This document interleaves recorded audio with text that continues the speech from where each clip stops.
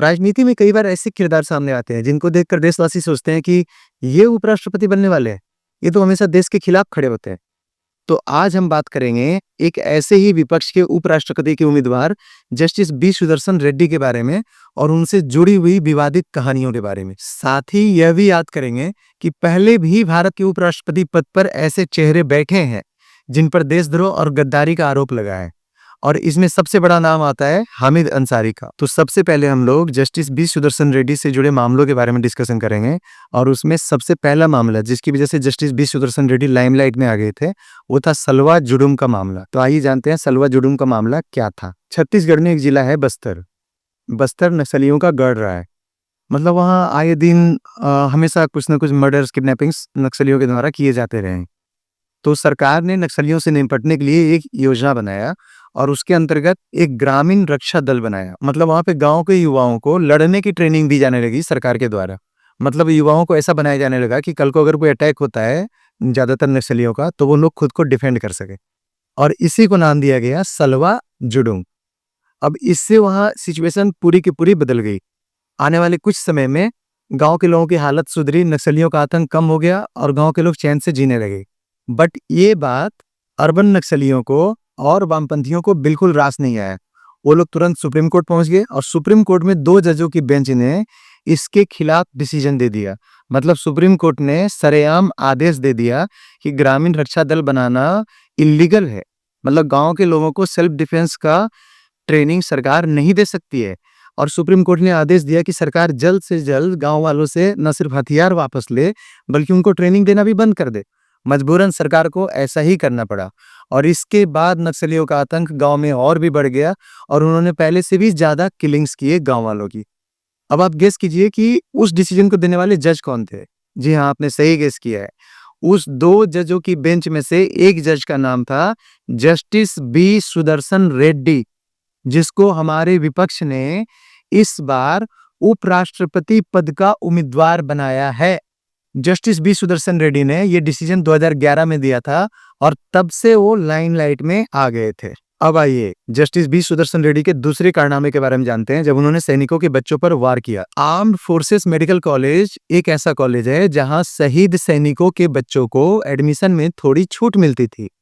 Logic साफ था कि पिता ने देश के लिए जान दी है, परिवार को थोड़ा सहारा मिलना चाहिए। लेकिन ये बात भी अर्बन नक्सलियों और वामपंथियों को रास नहीं आई और उन्होंने झट से केस फाइल कर दी इसके अगेंस्ट, और इस केस को लाया गया जस्टिस बी सुदर्शन रेड्डी के बेंच के सामने। और जस्टिस बी सुदर्शन रेड्डी ने यह फैसला दिया कि इस छूट को खत्म किया जाए।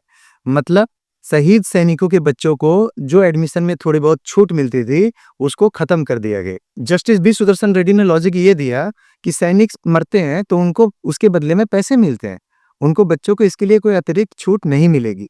अब सोचिए, एक तरफ देश सैनिकों को वीरता कहता है और दूसरी तरफ कोर्ट कह रहा है कि ड्यूटी तो थी, मर गए तो क्या खास बात हुई। क्या यही जस्टिस है? तीसरा कारनामा जब justice B Sudarshan Reddy limelight में आए थे वो था मुस्लिम आरक्षण की सिफारिश। जी हाँ, रिटायरमेंट के बाद बी सुदर्शन रेड्डी को तेलंगाना जाति जनगणना समिति का अध्यक्ष बनाया गया। वहां इनकी सिफारिश थी कि मुस्लिम समाज को ओबीसी की सुविधाएं मिलनी चाहिए, यानी सीधे सीधे मुस्लिम तुष्टीकरण की राजनीति को आगे बढ़ाना। आरक्षण जो सामाजिक न्याय के लिए था उसे सीधे सीधे मजहबी वोट बैंक की तरफ मोड़ दिया। यही इनकी सोच थी। अब जरा कनेक्शन देखिए। जिसने सलवा जुडुम को बैन किया, जिसने शहीद सैनिकों के बच्चों से सहूलियत छीनी, जिसने मुस्लिमों को ओबीसी में डालने की सिफारिश की, आज वही इंडी गठबंधन के उम्मीदवार हैं उपराष्ट्रपति पद के लिए। यानी विपक्ष का डीएनए साफ है। नक्सलियों पर नरमी, सैनिकों की अनदेखी और मुस्लिम तुष्टीकरण, ये तीनों गुण अगर किसी में हो तो वो विपक्ष का लाडला बन जाता है। ऐसा नहीं है कि पहली बार विपक्ष ने ऐसा किया है, पहले भी विपक्ष इस तरह की हरकतें करता आ रहा है, और उनमें सबसे बड़ा नाम है प्रीवियस उपराष्ट्रपति हामिद अंसारी का। तो आइए जानते हैं कि हामिद अंसारी पे क्या इल्जाम लगे थे। हामिद अंसारी 12वें उपराष्ट्रपति बने थे भारत के, और वो लगातार 10 साल तक उपराष्ट्रपति रहे, 2007 से 2017 तक। लेकिन नाम याद किस लिए? देश को जोड़ने वाले बयान के लिए नहीं, बल्कि ऐसे विवादित बयान के लिए जिसने हर किसी को चौंका दिया था। 2015 और 2017 में हामिद अंसारी बोले थे कि भारत में मुसलमान असुरक्षित महसूस कर रहे हैं। अब सोचिए, देश का उपराष्ट्रपति ही दुनिया को ये मैसेज दे रहा है कि यहाँ अल्पसंख्यक सुरक्षित नहीं है। अरे भाई, अगर उपराष्ट्रपति होकर आपको डर लग रहा है, तो आम आदमी का क्या हाल हो रहा होगा? क्या ये बयान एक संवेदनशील चिंता थे या एक पॉलिटिकल नैरेटिव? यही सवाल आज भी गूंजता है। अब आते हैं सबसे गंभीर आरोप पर। कुछ लोगों ने दावा किया कि हामिद अंसारी उपराष्ट्रपति रहते हुए रॉ एजेंट्स को एक्सपोज करवा देते थे। यहां तक कहा गया कि उन्होंने एजेंसियों पर दबाव डालकर कार्यवाही करवाई, लेकिन इन आरोपों का कोई आधिकारिक पुष्टि नहीं हुई। न कोर्ट में सबूत, न सरकार की ओर से कोई क्लीन चिट और न ही कोई पुख्ता रिपोर्ट। हामिद अंसारी फिर से विवाद के घेरे में आए जब डी डे पर 2015 में उन्होंने आर्मी परेड में सलामी नहीं दी। बस फिर क्या था, वीडियो वायरल और मीडिया ने हेडलाइन बना दिया। हालांकि बाद में हामिद अंसारी की तरफ से क्लैरिफिकेशन दिया गया कि प्रोटोकॉल के हिसाब से सिविलियन सलामी नहीं देते, लेकिन लोग कहाँ सुनने वाले थे। किसी ने उनको गद्दार घोषित कर दिया, किसी ने उनको बोला कि इन्होंने देश का अपमान किया है। यानी हामिद अंसारी यहाँ भी सुर्खियों में रहे, पर किसी अच्छे बयान की वजह से नहीं, बल्कि अफवाहों और विवादों की वजह से। तो अब आता है सबसे बड़ा सवाल।